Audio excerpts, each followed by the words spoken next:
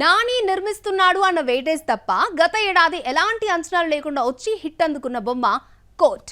Megastar Chiranjeevi, Kollywood star couple Suriya, Jyothika సైతం ఈ మూవీపై ప్రశంసలు కురిపించారు. గద్దర్ అవార్డు కూడా దక్కించుకున్న ఈ సినిమా కోలీవుడ్ లో రీమేక్ అవుతోంది. కోర్టు సినిమా నచ్చకపోతే నా నెక్స్ట్ మూవీ హిట్ 3 చూడొద్దు అంటూ నాని స్టేట్మెంట్ చూస్తేనే అర్థమవుతుంది ఆ మూవీపై ఆయనకున్న కాన్ఫిడెన్స్ ఎలాంటిదో.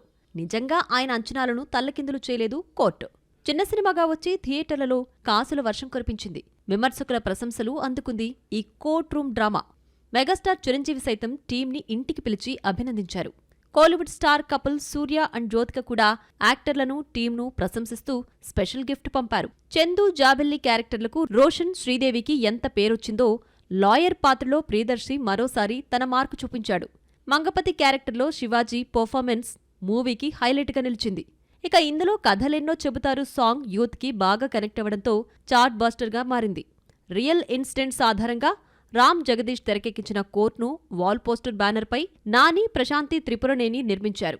50 కోట్లకు పైగా కొల్లగొట్టిన ఈ ఫిలిం ఇప్పుడు తమిళంలో రీమేక్ కి రెడీ అవుతోంది. కోర్ట్ రీమేక్ హక్కులను ప్రొడ్యూసర్ కత్రేసన్, వెటరన్ యాక్టర్ త్యాగరాజన్ ఎప్పుడో కొనుగోలు చేశారు. రోషన్, శ్రీదేవి పాత్రలో దేవయాని కూతురు ప్రియాంక, కత్రేసన్ కొడుకు హరి కత్రేసన్ చేస్తున్నాడు. ప్రియదర్శి క్యారెక్టర్ను ఒకప్పటి స్టార్ హీరో ప్రశాంత్ పోషిస్తున్నాడు. సాయి కుమార్ రోల్ త్యాగరాజన్ చేస్తున్నాడట. ఈ సినిమాను ఆయనే డైరెక్ట్ చేయబోతున్నాడు. అయితే ఇప్పటికే ఓటీటీ పుణ్యమా అని ఈ సినిమాను ఆడియన్స్ చూసేగా మళ్లీ తమిళ తంబీలు ఈ సినిమాను చూస్తారా అనేది డౌట్. ఇది వాల్చి మన మూవీ మిక్చర్. నెక్స్ట్ ఎపిసోడ్ లో మరిన్ని interesting movie updates and gossips తో మళ్ళీ కలుద్దాం. Children keep watching NTV.